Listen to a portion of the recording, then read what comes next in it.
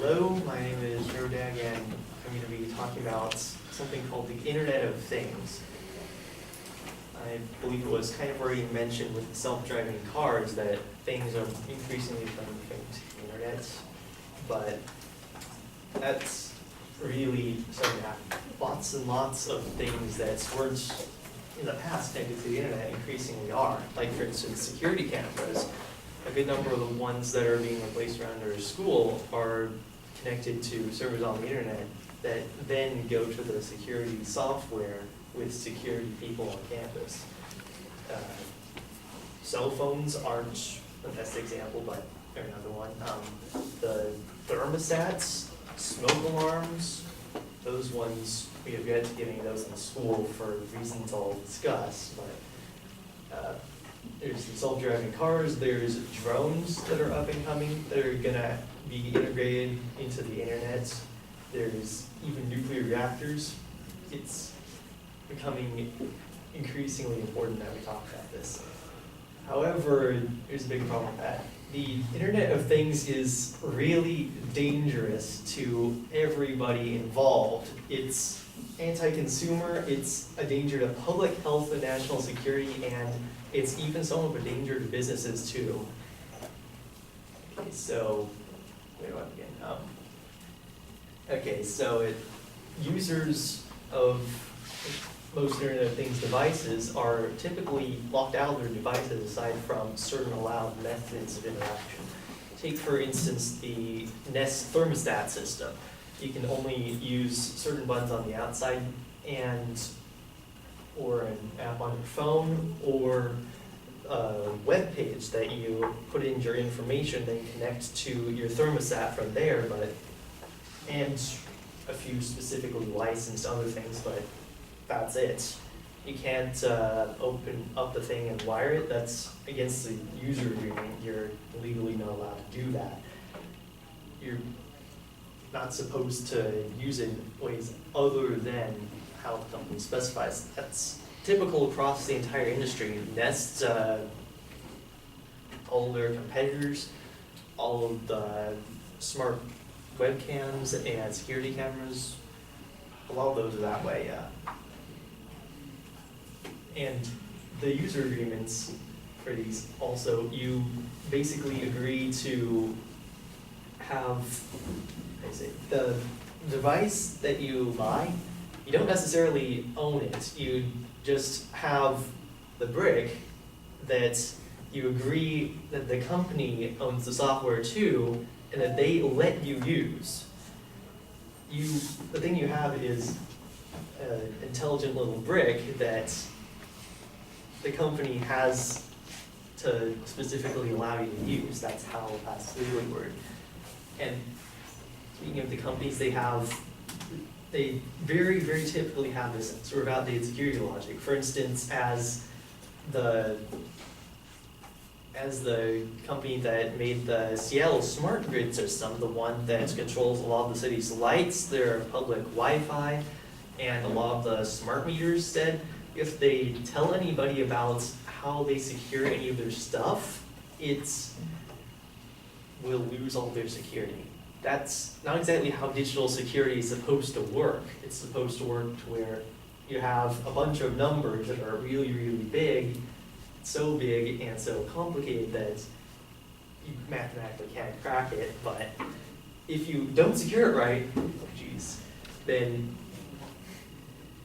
that's the case where you can't, or just somebody knowing that, hey, this thing is really broken, makes it not secure. Which brings me to the negligent developers, the negligent companies. Like, for instance, have you heard about the Jeep hack with all the Jeeps?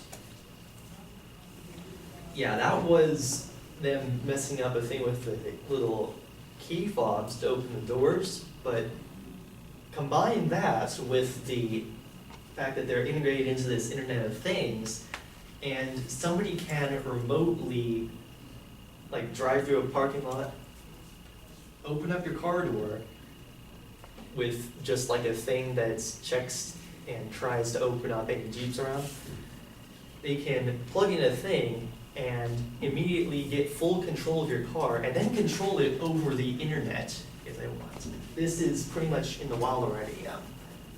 It's really bad on Jeep's part, and they've surprisingly, not surprisingly, considering the rest of the industry, haven't done too much to prevent that. And moreover, the devices connected to the internet, especially like the thermostat systems and the camera systems, they tend to shut down completely. Like, they're basically bricks as soon as the software shuts down. Like, as soon as the company decides, hey, we're losing money, we're going to fold, we're not going to support these devices anymore, or if, say, they're bought by another company that just wants to buy their main product, those servers shut down, you can't use your thing anymore. It's that brick, because the software is no longer there. And then there's the issue of privacy and all of the implications surrounding that.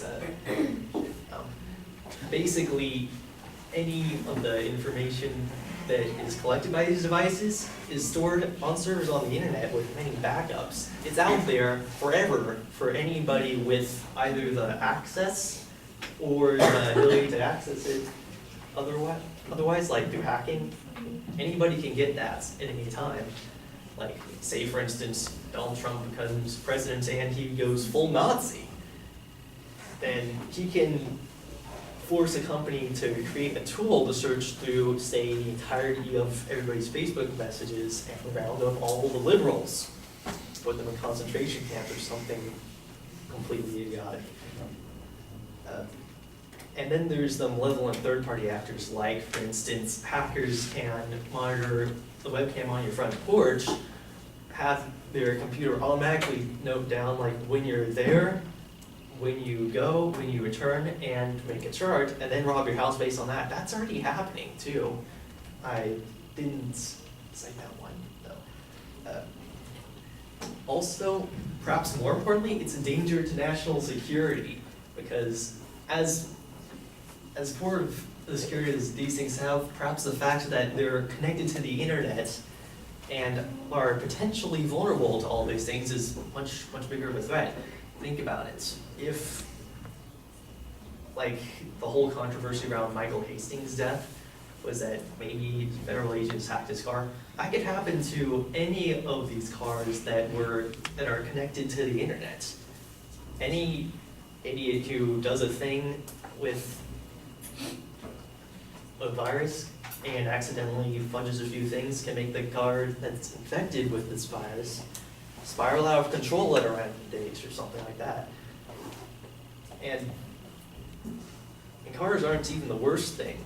There's drones, which are already becoming an issue for air traffic at airports, and then there's nuclear power plants, which are being integrated into the Internet of Things as well. Sorry. There's also how it's not that healthy for businesses because it's causing kind of a bubble with all of this bad stuff that's ready to crash down, and how it's starting to be overvalued already, but okay. So basically the Internet of Things is really dangerous for everybody because of it's anti-consumer, it's got zero privacy for the users of it, it's a danger to public health and national security, and it's also kind of dangerous to businesses, the businesses using it too. Thank you.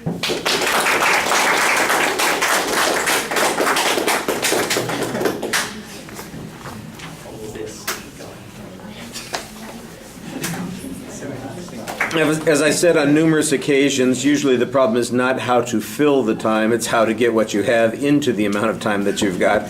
And that's an issue that's gone on with this presentation a little bit over time. The proposition is identified, although I do think it could be a little bit more distinctive. You do have a preview of the structure, which I thought was pretty good, except in the body of the speech, you don't really come back to that structure and signpost those arguments as you get to them. We're going to have to pick some of those things out. I got a lot of references to examples or illustrations that are never documented. We've got a whole bunch of hypotheticals that are being presented. You present some material as factual data that I suspect is probably accurate, but again, I'm not exactly sure that you've done much to document it, and that I think is a little bit problematic. So the biggest weakness in the argument, I think, is the absence of citation of sources and consistency in providing information. You've got, like I said, primarily hypothetical examples that you're mentioning. You do mention a couple of examples. You talk about the GPAC. You say that, oh, there are people who are already doing this hacking on the security cameras. The GPAC I've heard a little bit about, but I don't know that much about it, and you ought to have a direct quote on this from whatever sources you consulted. The other one I haven't heard about. I don't have any documentation on that. And, you know, the whole thing with the thermostats is all based on hypothetical situations. I'm not exactly sure how dangerous the thermostat issue is. The stuff on cars and drivers, I think that's a little bit problematic, and maybe on drones and nuclear power plants also. But at the moment, as far as I know, that's all speculative because we don't have those kinds of things going on. Or maybe we do, but you just haven't provided the evidence that suggests that we do, and I think that's, you know, where the weakness in the argument is. All right, we're going to have to cut it off here because we've